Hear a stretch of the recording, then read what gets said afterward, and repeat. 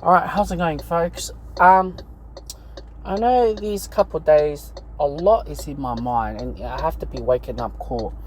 And obviously, when you're separated and when your mind is clarity and you don't have money stress, whatever, you look outside what's going on a lot more instead of focusing on family or separation lifestyle.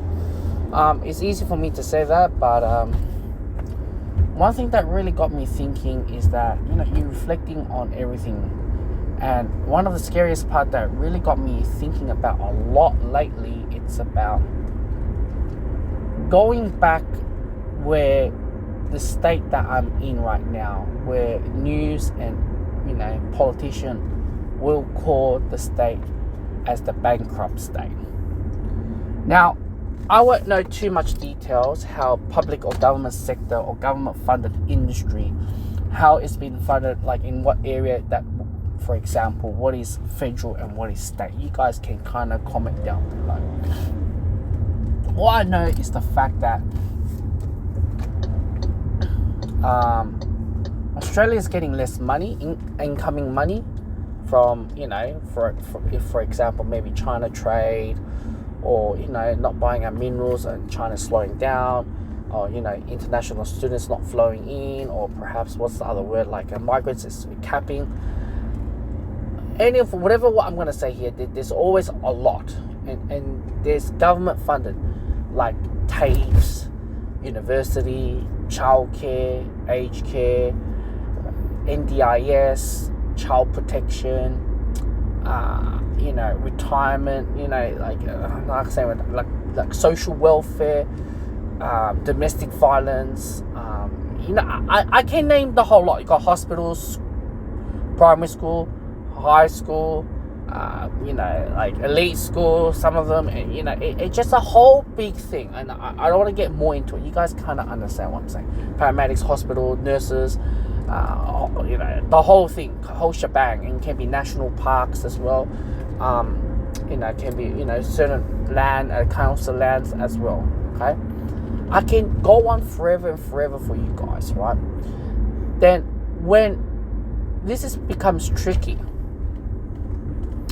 if they're gonna call Melbourne the bankrupt state because of we owning $200 billion plus, and there's no other state or Indian country can bail us out at the moment, I have to look at that lens.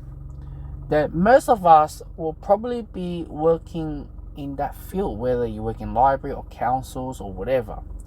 And when I name drop all those, profession, how many of your friend circles or family circles or people that who works in that field?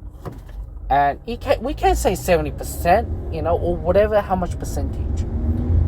This is where it becomes a problem to know, because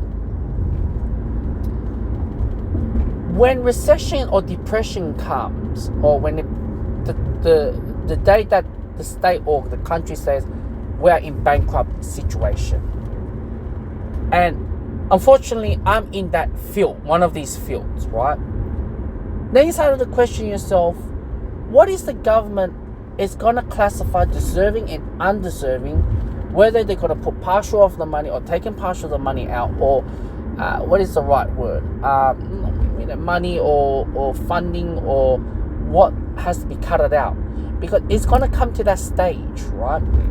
And for me to, this week that I spoke to a co-worker that I haven't met for 3-4 years, it kind of made me going back to that square one again. And it's all about survival. I'm not here to say, enough to live on, or, making billions of money or whatever. But what I'm saying is survival. When that day happens, the best odds will be if you can spread your career. If you're going to be in the government-funded industry, you better spread it into different areas, right?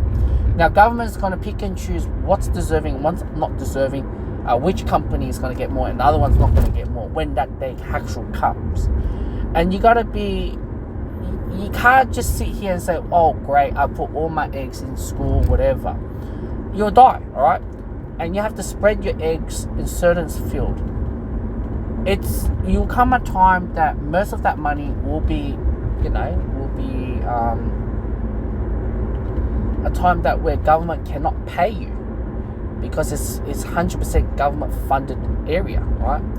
And it's not good or bad, that's reality. What is going to be deserving and undeserving to continue to go through the program. Now, I could say this to you guys: suicide, mental health, and psychiatric hospitals will be number one on the list, all right? They wanted to reduce all that mental health and as well suicide, all right? That area will be very strong because it's majority of the people are on debt, unfortunately, or making bad lifestyle choices, luxurious life choices, and they cannot sustain. You see people driving on the road having a $200,000 plus man ute, or like a big ute car, like a truck or Mercedes Benz or whatever, or they're having big loans on their mortgage, whatever, and they're on the debt bomb. And out of nowhere you have this crash, or interest rate will go back to whatever 17% or whatever the figure, and you got so many bills are piling up, it's all increasing, cost of living is all piling up at the same time. So when you have that's been happening, obviously you look at the lens, the government will try to give emotional support, or they try to give a stimulus package, but a one-off stimulus or two-off is not going to help anything. It does reduce on the day or the week, whatever they go through, but in the long term, it won't help. So you gotta be very looking at what's gonna be deserving and undeserving. Unfortunately, me, under my belt right now, I can work in. Right now, I'm currently working in child protection and as well with NDIS. Now I have to squeeze in another one, which is aged care. But when you look at all that, and obviously, what is the government wants to hear on the news? Many elderlies dying because there's not enough funding, or disability people are dying, there's not enough funding, or child protection kids are committing bigger crime or suicide, whatever. It's up to the government. But when it comes to the bankrupt or whatever, they got to pick and choose, right, which is the area. And every year there's going to be a trend.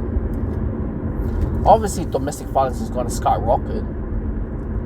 And that's what I said. If you're in a government field, right, whether you work in a government or you're, the area that you're in that is rely on government funded, it's scary to even think about it.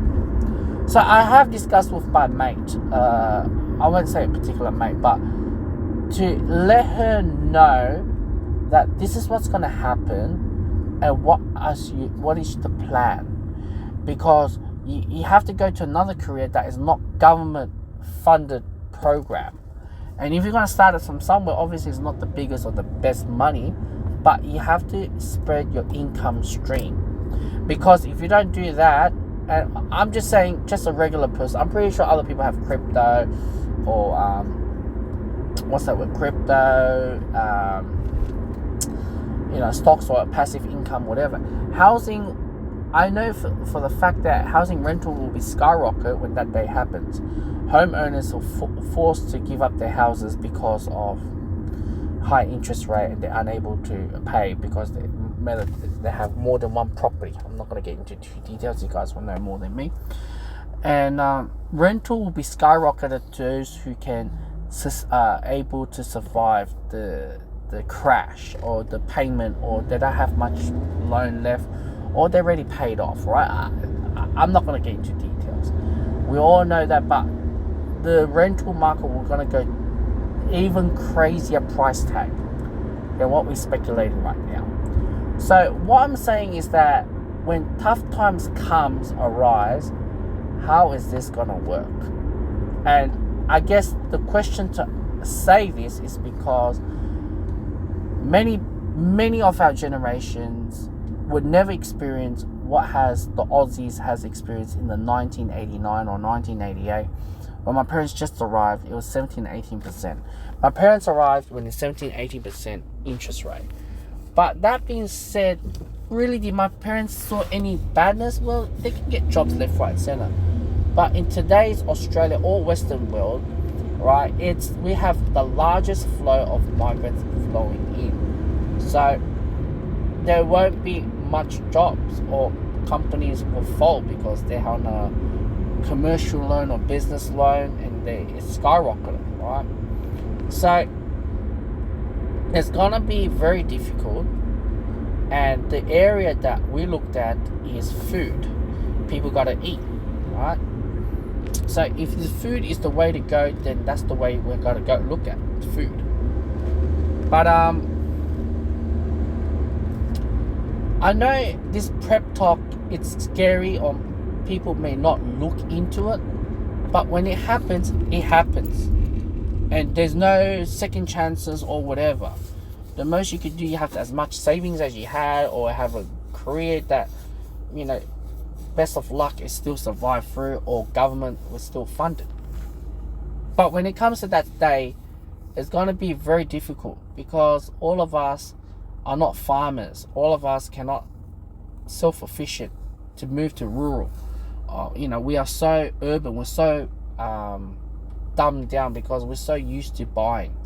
Yeah, we're good at making money, but we're not used to growing or hunting or building our own hut in the middle of nowhere. And I know it sounds very extreme, but I have to get extreme. But that's what I said in here, is that how much prepared are we? And obviously, those who have money, when the market crash, they're gonna buy houses if they can sustain with that interest rate, which I'm not doubting them, they can. But it's a golden opportunity, right? That sometimes it's good for some areas and sometimes not.